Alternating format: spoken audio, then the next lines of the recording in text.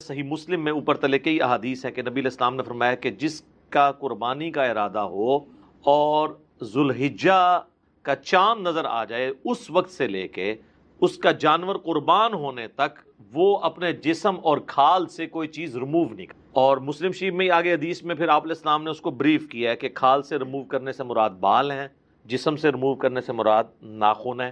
نہ مونچھیں پست ہو سکتی ہیں، نہ شیو کوئی کر سکتا ہے، نہ داڑھی چھوٹی کروا سکتا ہے، نہ زیر ناف بالوں کو صاف کیا جا سکتا ہے. یہ ساری پابندیاں آپ نے کرنی، یہ سنت ہیں. غیر حاجی کے لیے واجب نہیں، سنت ہے، اور وہ بھی اس کے لیے جو قربانی کر رہا ہے. تو ظاہر ہے قربانی جب وہ کر رہا ہے پورے گھر کی طرف سے، تو پورے گھر میں جتنے بالغ ہیں ان کو یہ پابندی سے گزرنا پڑے گا، ان کو یہ پابندی کرنی ہو. اس لیے آپ دیکھتے ہیں کہ جو لوگ مونچھیں بہت پست رکھتے ہیں ان قربانی کے دنوں میں، ہماری بھی ایک آدھ ریکارڈنگ تو آئی جاتی ہوتی، تو اس میں مونچھیں بڑی ہوتی ہیں، لوگ نیچے کامنٹس کرتے ہیں نہیں لگتا ہے مونچھیں رکھ لی ہیں، مونچھیں نہیں رکھی ہوتی، وہ اس کی وجہ سے بڑی ہو جاتی. تو نبی علیہ السلام نے اس کو مشروع فرمایا، حتیٰ کہ یہاں تک آیا سنن نسائی کے اندر، المستدرک للحاکم کے اندر، سنن نبی داؤد کے اندر، امام حاکم نے بھی صحیح کہا، امام ذہبی نے بھی موافقت کی ہے کہ ایک غریب صحابی تھا، اس نے کہا یا رسول اللہ قربانی آئی ہے تو میرے پاس ایک ہی بکری ہے جو دودھ دینے والی ہے، تو آپ اگر مجھے اجازت دیں تو میں اللہ کی راہ میں قربان کر دوں.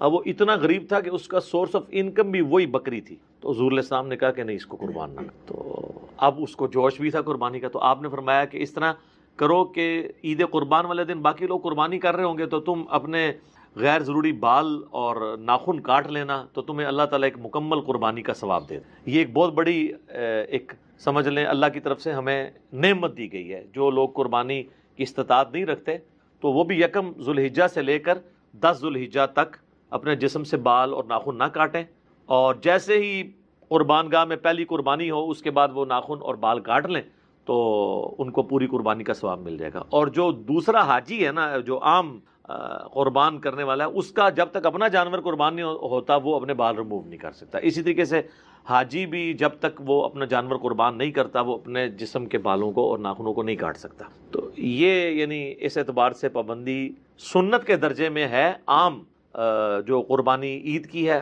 حاجیوں کے لیے یہ فرض کے درجے میں ہے، اور وہ اگر جان بوجھ کے بال ریموو کر دیں گے، ایک اچھا خاصا حصہ کو مونچھیں مونڈ دیتا ہے، تو پھر اسے پھر ایک دم دینا پڑے گا، یعنی ایک جانور حرم کی حدود کے اندر قربان کرنا. باقی ایک حاجی نے یوں ہاتھ پھیرا، اسے یاد نہیں تھا، یا وہ سر پہ ہاتھ زور سے پھر گیا اور اس سے 2-4 بال ریموو ہو گئے، تو اس کی وجہ سے لوگ بیچارے ادھر بھی اتنے پریشان پھر رہے ہوتے ہیں احرام والے کے، پتہ نہیں وہ داڑھی میں ایسے ظاہر ہے کہ ہماری عام پریکٹس تو نہیں ہے، وہ کسی نے یوں کھجلی کی تو ایک بال آ گیا، وہ کہتے لو جی دم واجب ہو گیا، دم واجب ہو گیا، دم تین جو ہے ذرا بم ہو گیا، اوتے تو دم بم بھی ہے نا، ظاہر ہے ایک بکرا دینا پہ جائے گا. تو یہ دم بم اس کے لیے بنے گا جس نے یعنی مونچھیں پوری ریموو کر دیں، یا سر کے اچھے خاصے بال شیو آف کر دیے، یا مشین پروا دی، یا آدھی داڑھی مونڈ دی، یا خط کروا لیا، اس کے لیے. یہ جو 2-4 بال ہیں وضو کے دوران نکل گئے یا ویسے ہو گئے تو اس پہ کوئی اس طریقے کا نہیں ہے. اس کو تو نبی اسلام نے کہا کہ وہ عام چھوٹا موٹا صدقہ اور خیرات کر لے تو کافی ہو. ٹھیک ہو گیا جی. علی بھی اگلا سوال ہے، ذوالحجہ کے مہینے کی کیا کوئی الگ سے بھی فضیلت ثابت ہے، یا صرف حج اور قربانی کے حوالے سے اس مہینے کی عظمت ہے؟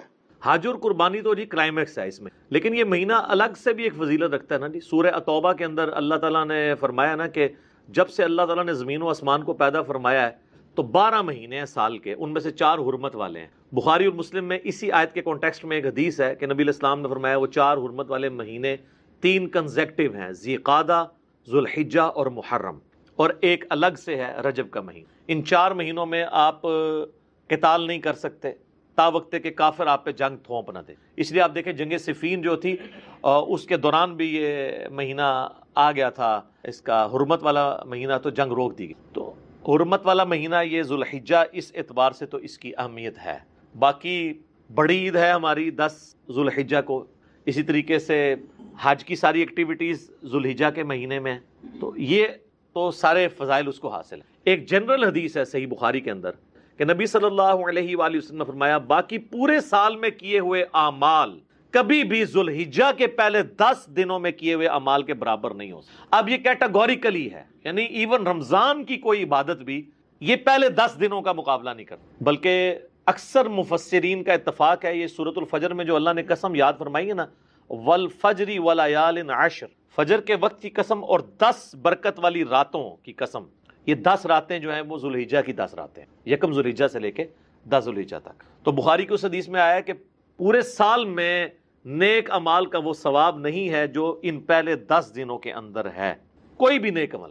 تو صحابہ نے کہا کہ کیا جہاد اور قتال بھی اگر کوئی شخص کرے باقی دنوں میں تو اس سے بھی یہ 10 دن کا عمل بڑھ جاتا ہے؟ تو آپ نے فرمایا کہ جہاد اور قتال سے بھی بڑھ کے ان 10 دنوں کے اندر عبادت کرنے کا ثواب ہے، سوائے ایک ایکسیپشن کے ساتھ کہ کوئی شخص اللہ کی راہ میں جہاد اور قتال کے لیے جائے اپنا مال اور جان لے کر، اور واپسی پہ نہ اس کی جان بچے نہ مال بچے، یعنی سب کچھ لٹا کے آ جائے نا ادر دین ذوالحجہ کے مہینے میں، تو وہ شخص ہی ذوالحجہ کے پہلے 10 دنوں میں کی ہوئی عبادت کو کے سے بڑھ سکتا ہے، باقی صرف قتال کرنے والا بھی نہیں بڑھ سکتا۔ کتنی بڑی فضیلت ہے۔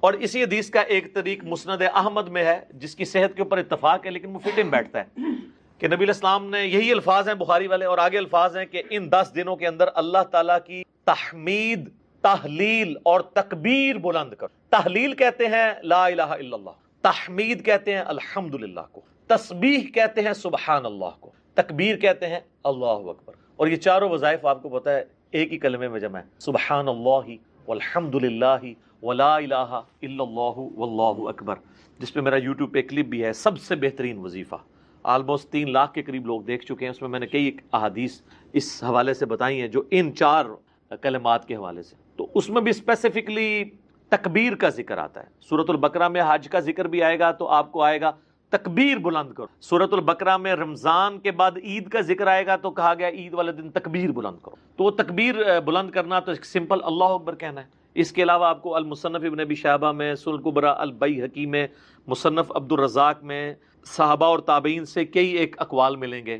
کوئی پڑھتا تھا سبحان اللہ والحمد للہ ولا الہ الا اللہ واللہ اکبر، کوئی پڑھتا تھا اللہ اکبر کبیرا والحمد للہ کثیرا وسبحان اللہ بکرۃ واصیلا، کوئی پڑھتا تھا اللہ اکبر لا الہ الا اللہ واللہ اکبر وللہ الحمد۔ تو اس طرح کے کئی ایک کلمات جن میں اللہ کی تکبیر بلند کی گئی ہے، جو معصورہ چیزیں کتاب و سنت سے ثابت ہیں، آپ وہ تمام الفاظ استعمال کریں۔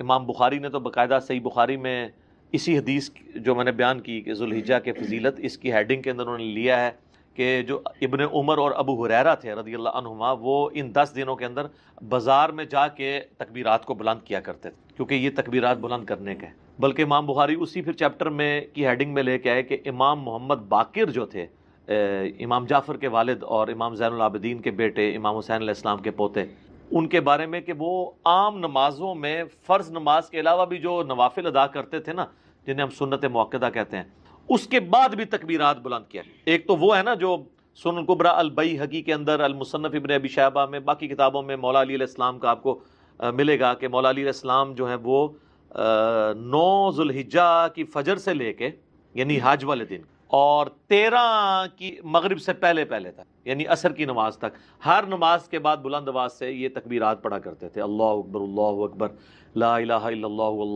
اللہ اکبر وللہ الحمد، جو اہل سنت اہل تشیع کے ہاں کامن ہے۔ اور الفاظ سے بھی آپ پڑھ سکتے ہیں۔ تو یہ تکبیرات خاصہ ہیں، فرض کے بعد بھی ہیں، نوافل کے بعد بھی آپ پڑھ سکتے ہیں۔ اور اس میں جو عام سنت اذکار ہے نا، جس طرح سلام پھیرتے ہی ہم پڑھتے ہیں اللہ اکبر استغفر اللہ استغفر اللہ استغفر اللہ اللہم انت السلام ومنک السلام تبارک یا ذا الجلال والاکرام، وہ آپ نے اپنی جگہ پڑھنا ہے۔ اس میں بھی آپ دیکھ لیں تکبیر پہلے ہی بلند ہو رہی ہے، اس میں بھی تکبیر آ رہی ہے اللہ اکبر۔ تو تکبیر کے جتنے بھی الفاظ ہیں نا وہ سب کے سب یعنی اس کا خاصہ ہے ان دنوں میں، جو ان کو اس میں جو قرآن حکیم میں سورۃ البقرہ میں ایام معدودات کہا گیا ہے، یعنی گنتی کے امپورٹنٹ دن، اور ان میں بھی اسپیسیفکلی ایام تشریق ہیں، ایام النہر ہیں اور حج کا دن، یعنی 9 ذوالحجہ حج کا دن، 10 ذوالحجہ عید کا دن جو یوم النہر بھی ہے، پھر 11 اور 12 بھی، اور 11 12 13 جو ہے انہیں ایام تشریق بھی کہتے ہیں۔ تشریق ہوتا تھا کہ وہ پرانے زمانے میں تو آپ کو پتہ ہے فریج اور برف نہیں ہوتی تھی، تو گرم علاقوں میں دھوپ میں گوشت کو خشک کیا جاتا تھا تاکہ وہ بعد میں استعمال کیا جائے، تو وہ اس خشک کرنے کو کہا جاتا تھا تشریق، جو آج بھی آپ دیکھیں جن لوگوں کو یہ پتہ ہے تو وہ کرتے ہیں، وہ کئی مہینے تک گوشت استعمال کرتے ہیں، اس میں بیکٹیریا نہیں پڑتا۔ جس طرح کہ اچار اگر آپ پانی ریموو کر کے آئل میں ڈال دیں تو اس میں بیکٹیریا نہیں پڑتا، تو یہ دھوپ میں خشک کیا گیا گوشت، اس عمل کو تشریق کہا جاتا ہے، اس لیے وہ ایام تشریق کہلاتے ہیں کہ اس میں گوشت کو وہ دھوپ میں خشک کیا کرتے تھے. تو ایام تشریق کے اندر آپ نے یہ تکبیرات کو بلند کرنا ہے, عید والے دن بھی کرنا ہے. 9 ذی الحجہ کی فجر کے بعد سے شروع ہو جاتا ہے, اور اس میں یہ ہوتا ہے کہ بعض اوقات آپ کی جماعت سے نماز رہ گئی ہے اور آپ ویسے پڑھ رہے ہیں تو اس میں بھی آپ نے کرنا ہے. تو یہ ایک مشروع ہے چیز, اور اس کے علاوہ بھی آپ ان دنوں میں بلند آواز سے بازار میں بھی بلند کر سکتے ہیں. لا الہ الا اللہ وحدہ لا شریک لہ لہ الملک و لہ الحمد وہو علی کل شیء قدیر. تو یہ سب کی سب تسبیحات ہیں, یہ سب کی سب تسبیحات آپ ان دنوں میں کریں. اور اسی طریقے سے ایک اور امپورٹنٹ چیز جو اس میں آتی ہے وہ یوم عرفہ کا روزہ بھی ہے. وہ ذو الحجہ کی 9 تاریخ کو آپ نے رکھنا ہے, وہ بھی اس کی عبادت کے اندر شامل ہے. صحیح مسلم میں نبی صلی اللہ علیہ وآلہ وسلم کا فرمان موجود ہے کہ میں اللہ سے امید کرتا ہوں کہ یوم عرفہ کا روزہ 2 سال کے گناہوں کا کفارہ بن جائے گا. 1 سال گزرا ہوا, ایک آئندہ, یعنی یہ گناہ صغیرہ ہیں, کبیرہ تو صرف توبہ سے معاف ہو. تو وہ بھی اس کی عبادت ہے کہ ایک عبادات اس کے اندر آتی ہے, اور وہ آپ نے اپنے علاقے کے مطابق دیکھ کے چلنا ہے. یعنی جہاں پہ آپ کی 9 ذی الحجہ بن رہی ہے آپ اس اعتبار سے لے کے چلیں. تو یہ کئی ایک عبادات ہیں. یعنی ذو الحجہ کا مہینہ حرمت والا مہینہ بھی ہے.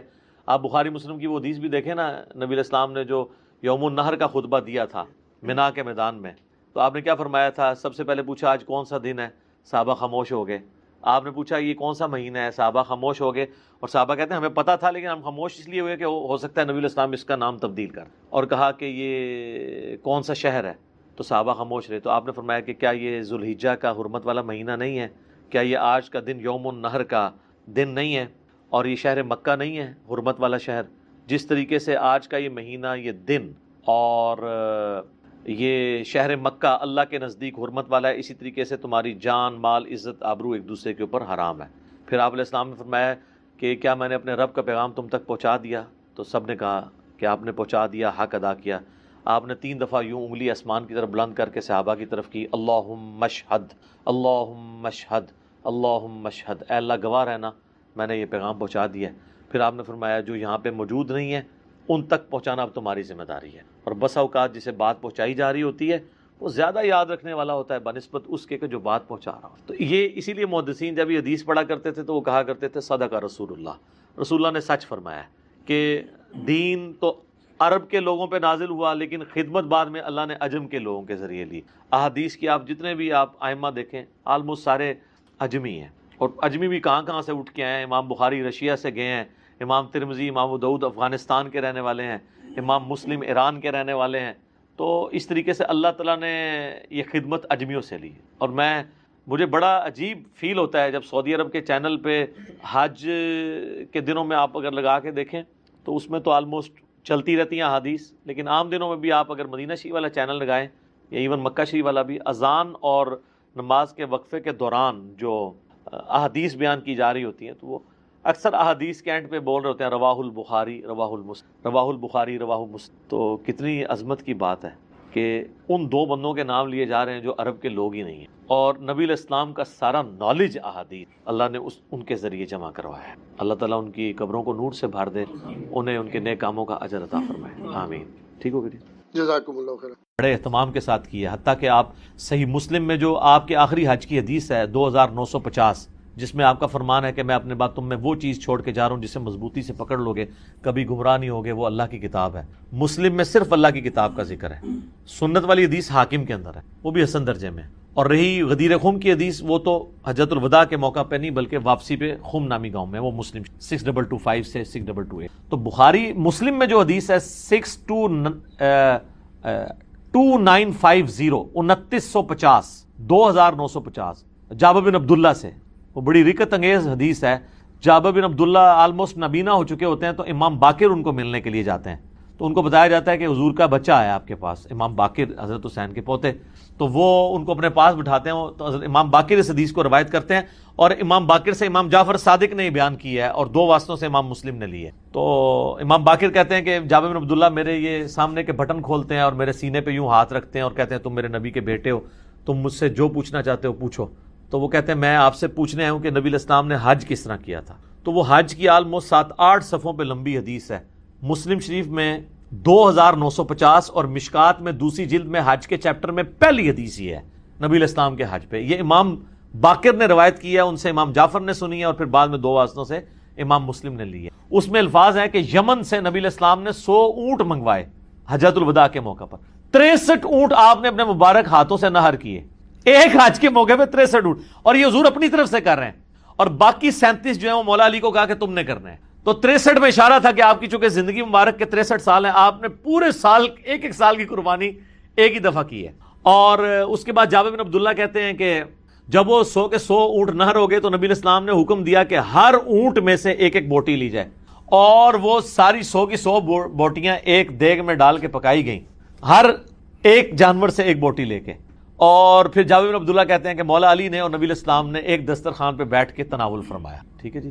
تو وہ پوری کی پوری حدیث جو ہے نا بڑی رکت انگیز ہے پڑھنے والی, نبی علیہ السلام کے آخری حج کا بیان, حجۃ الوداع. تو اس سے بھی یہ یعنی بات پتہ چلی کہ نبی علیہ السلام نے اس سنت کا بڑا اہتمام کیا. لہٰذا اس چکروں میں تو پڑھنا ہی نہیں چاہیے کہ جناب واجب ہے یا سنت ہے. بھائی سنت ہے کریں گے. البتہ یہ ٹیکنیکل بحثیں اس لیے کی جاتی ہیں جب حنفیوں کی طرف سے زیادہ ایمفسائز کیا جاتا ہے اس مسئلے کے اوپر, اور بلکہ وہ تو ایک اور سٹیپ آگے چلے جاتے ہیں. وہ کہتے ہیں گھر میں جتنے لوگ الگ سے بھی صاحب استطاعت ہیں, کسی بیوی کے پاس سونا ہے تو وہ علادہ سے اپنی قربانی کرے گی, فلاں کرے گی, اور وہ بہت آگے چلے جاتے ہیں. اس لیے پھر یہ بحثیں جو ہے نا وہ سٹارٹ ہو جاتی ہیں. تو یہ سنت ہی ہے, واجب نہیں ہے, لیکن سنت مؤکدہ ہے, سنت دائمہ, متواتر اور مسلسل بھی ہے. ٹھیک ہو گیا, جزاک اللہ. علی بھی اگلا سوال ہے, قربانی کے لیے صاحب استطاعت ہونے کے اعتبار سے نصاب کیا ہوتا ہے؟ نصاب کے اوپر جی اتفاق ہے, صاحب نصاب وہ ہے جس میں قربانی کی استطاعت موجود ہے. اس کا زکوٰۃ کے نصاب کے ساتھ 52.5 تولے چاندی یا 7.5 تولے سونے کے ساتھ کوئی تعلق نہیں. ایک غریب آدمی ہے, قربانی کے دنوں میں اس کے پاس مال آ جاتا ہے, تو وہ قربانی کے اعتبار سے صاحب استطاعت ہے, وہ قربانی کر سکتا ہے. لفظ میں اس لیے بول رہا ہوں چونکہ واجب نہیں ہے. میں یہ نہیں کہوں گا کہ وہ ضرور کرے, پھر تو واجبیت ہو جائے گی نا.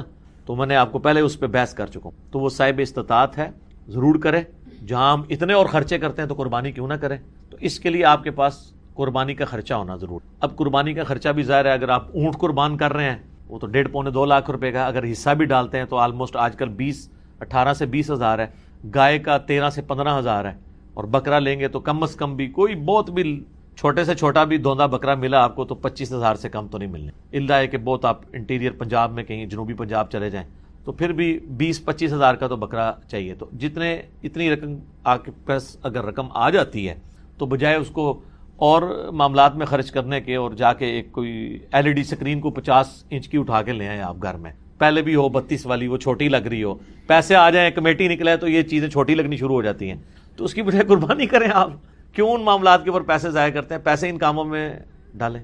ٹھیک ہو گیا, جزاک اللہ. علی بھی اگلا سوال ہے, اگر ایک خاندان میں ایک سے زیادہ لوگ مالی طور پر استطاعت رکھتے ہوں تو سب لوگوں کو الگ الگ قربانی دینا ہوگی یا ایک خاندان کی جانب سے ایک قربانی کر دینا ہی کافی ہے؟ بہتر ہے جی سب الگ الگ دیں. دیکھیں یہ فضیلت ہے, ہر بندے نے اپنی قبر میں جانا ہے, وہ اللہ کے حضور کیوں نہ قربانی لے کے جائے. ان صلاتی و نسکی و محیایا و مماتی للہ رب العالمین. رہا شرعی مسئلہ تو یہ ہے کہ ایک خاندان کی طرف سے ایک قربانی کافی ہے. وہ سنن ابن ماجہ میں بھی اور جامع ترمذی میں حدیث موجود ہے. ابو ایوب انصاری رضی اللہ تعالیٰ عنہ سے جب پوچھا گیا تو انہوں نے فرمایا کہ ہم نبی علیہ السلام کے زمانے میں ایک خاندان کی طرف سے ایک ہی بکری قربان کیا کرتے تھے. پھر بعد میں جب لوگ باہم دولت میں ایک دوسرے پہ فخر کرنا شروع کر دیا تو پھر ایک سے زیادہ لوگ جانور قربان کرنا شروع کر دیا لوگوں. اور ایک اور حدیث ہے سنن ابن ماجہ میں بھی, المستدرک للحاکم میں, ایک اور صحابی کہتے ہیں کہ ہم تو ہمیشہ سے پورے خاندان کی طرف سے ایک ہی جانور قربان کیا کرتے تھے, بکری یا بکرا, اور لیکن اب میرے گھر والے مجھے اکساتے ہیں تو ہم یعنی ایک دوسرے پہ روب ڈالنے کے لیے کہ ہمسایوں نے تو 3 بکرے دیے ہیں, تم کیوں ایک. یہ صحابہ کے زمانے میں بھی ہے سر. یہ جو ہائری پیڑی ہے جو ہم کہتے ہیں نا, اس پیڑی نے تیار نہ کرتا, یہ وہ جو ایک خاندانی ٹسل ہے, یہ تو وہ صحابی کہتے ہیں اب مجبوراً ہمیں اپنے گھر والوں کے اکسانے کے الفاظ ہیں, اکسانے پہ ہم بھی 1-2 بکرے زیادہ کر دیتے ہیں. ورنہ شرعی مسئلہ یہی ہے کہ ایک خاندان کی طرف سے ایک قربانی. یہ خاندان سے مراد ایک چولہا ہے. ایک چولہا اس اعتبار سے کہ میاں بیوی بچے. اب آپ کو گھر ایسا لے آئیں کہ جہاں پہ 5 فیملیز رہ رہی ہیں اور چولہا ایک ہو تو وہ آپ کہیں گے ایک قربانی نہیں, وہ 5 خاندان. چولہا عموماً بولا جاتا ہے اس اعتبار سے کہ ایک کوئی مرد ہے, اس کی بیوی اس کے ساتھ ہے, اس نے ماں باپ بھی اپنے ساتھ رکھے ہوئے ہیں, ایک ہی چولہے سے کھا رہے ہیں, تو وہ اس اعتبار سے ایک خاندان ہے. تو لیکن اگر 5 خاندان ایک جگہ پہ رہ رہے ہیں اور انہوں دیکھ پکاتے ہیں اور وہ کہیں چولہا ہمارا ایک ہے, تو دیکھ پک رہی ہے تو سر ایک گائے بھی لے سکتے ہیں, وہ 5 مل کے 5 حصے اس میں رکھ لیں, 5 تو خیر کم سے کم ہے، زیادہ سے زیادہ 7 ہیں. اچھا یہ بھی بات لوگوں میں مشہور ہے کہ جی 7 ضروری پورے کرنے ہیں، نہیں، 7 زیادہ سے زیادہ. ایک بندہ بھی ایک گائے دے سکتا ہے، 2 بندے بھی مل کے ایک گائے دے سکتے ہیں. بکرا نہیں 2 بندے مل کے دے سکتے گائے. تو اگر 5 گھر میں خاندان ہے، ویسے خرچے ان کے علیحدہ علیحدہ ہیں. صرف ایک چولہا اکٹھا ہونے سے یہ نہیں ہوگا کہ ایک خاندان بنے گا. اب یہ تو نہیں ہے کہ بھی ایک بھائی کی سالی کی شادی آئی ہے تو دوسرا بھائی اس کے بچوں کو وہ بوٹ لے کے دے رہا ہے اور 7 جوڑا لے کے دے رہا ہے، وہ اپنے باقی خرچے بھی تو کر رہے ہیں نا. تو اس اعتبار سے اگر میاں بیوی بچے یہ ایک خاندان ہے، چاہے وہ 5 بھائی اکٹھے رہ رہے ہیں، چولہا اکٹھا جل رہا ہے، پھر بھی وہ 5 خاندان تصور ہوں گے. ہر ایک خاندان کو اپنی قربانی الگ سے دینی چاہیے اور اس سنت کے اوپر عمل کرنا چاہیے. ایک خاندان کی طرف سے ایک قربانی کر لینا کافی ہے. ٹھیک ہے علی بھائی، اگلا سوال ہے، اگر کوئی شخص آلریڈی مقروض ہے تو کیا وہ قربانی دینے کے لیے قرضہ اٹھا سکتا ہے یا قربانی نہ دے؟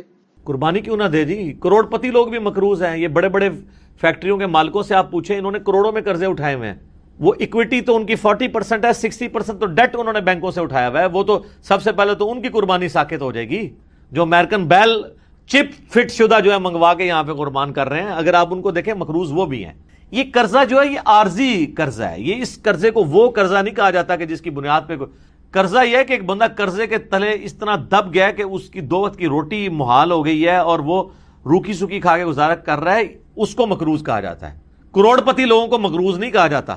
وہ تمہارے پرائم منسٹر صاحب بھی کہتے ہیں اتنی تنخواہ لے کے بھی کہ میرا مشکل سے چولہا جلتا ہے. تو قربانی تو پرائم منسٹر میں بھی کوئی نہیں بن رہی ہوگی. اس طریقے سے اگر دیکھا جائے بڑے بڑے فیکٹری آنرز جو ہیں تو وہ اس طرح نہیں ہے. قرضہ اٹھا کے آپ کریں. یہ کمیٹی آپ نے قرضے ہی تو ڈالی ہوتی ہے، کمیٹی ڈال لیں. سالی کی شادی کے لیے ڈالتے ہیں، بھائی کی شادی کے لیے ڈالتے ہیں کمیٹیاں، اور وہ جوتیاں اور کپڑے ہوں تب بھی نئے لے کے دیتے ہیں بچوں کو. اس کا خرچہ نکالیں تو ایک بیل میں حصہ ڈالنے سے تو کم ہی بنتا ہے. یہ بیل میں حصہ ڈالنا تو اس سے کم ہی بنتا ہے. آج کل ایک ایوریج شادی کے اوپر 15-20 ہزار روپے لگ جاتا ہے. تو سر 12-13 ہزار روپے کا آپ بیل میں حصہ نہیں ڈال سکتے. ضروری ہے کہ آپ نے بکرا ہی لینا ہے، بیل میں حصہ ڈال لیں.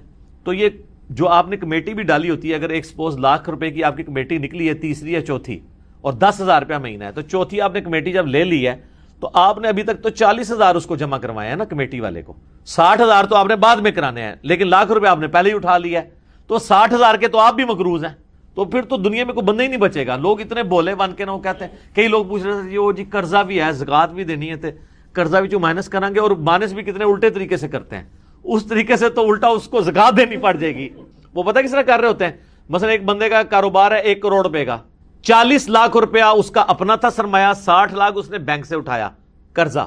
کتنا ہو گیا؟ 1 کروڑ. اب وہ جب حساب کرنے لگتا ہے نا سال بعد، وہ کہتا ہے جی میں نے 1 کروڑ روپے کاروبار میں لگایا ہوا ہے، تو 1 کروڑ کی زکوٰۃ جو ہے وہ کیسے نکالی. وہ پھر کہتا ہے کہ دیکھیں جی میرا تو اپنا تھا 40، 60 میں نے بینک سے اٹھایا، تو 60 میں سے 40 نکل گئے، تو 20 لاکھ کا تو میں ابھی بھی مقروض ہوں. تو میں تو مقروض ہوں، میں کیوں زکوٰۃ دوں گا؟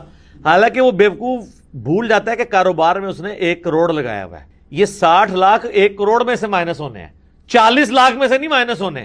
40 لاکھ تو اس کا اپنا تھا نا، 60,000 اس نے قرضہ اٹھایا، تو ٹوٹل کتنا ہوا؟ 1 کروڑ. اب کاروبار میں 1 کروڑ لگا ہوا ہے، 1 کروڑ میں سے 60 لاکھ مائنس ہونا ہے. اپنے 40 جو بھی وہ 60 کاٹ دیتے. ویسے ماشاءاللہ آپ ان کو دیکھیں، ان پڑھ چٹے ان پڑھ ہے، کروڑوں کا بزنس کر رہے ہیں. آپ کو جناب زبانی پورے دن کا حساب کتاب بتا دیں گے، اور نام نہیں اپنا لکھ سکتے. کاروبار میں اتنے تیز ہیں. دعائے قنوت پھر بھی نہیں یاد ہوگی ان کو. جنازے تو ویسے ہی نہیں یاد آنا، غور پہ ہے کوئی اور. تو یہ سارے بہانے ہیں جی قربانی کے. میں تو پوری کوشش کرتا ہوں کہ اس کے اوپر لوگوں کو ترغیب دلائی جائے کہ قربانی نہ مس کریں. سر یہ بہت بڑی نعمت ہے. آپ قیامت والے دن اور کچھ نہیں ہے تو حضرت ابراہیم علیہ السلام سے سفارش کے لیے عرض کر سکتے ہیں. ان کی سنت کو زندہ رکھا، ان کی سنت آپ نے زندہ، سنت ابراہیمی کو زندہ رکھا. کوئی ایک نیکی اپنے ساتھ رکھیں اور اچھی چیز قربان کریں، ریاکاری کے لیے نہیں. جس طرح وہ یہ بھی دیکھیں آپ، یہ ٹی وی چینلز پہ شروع ہو جائے گا.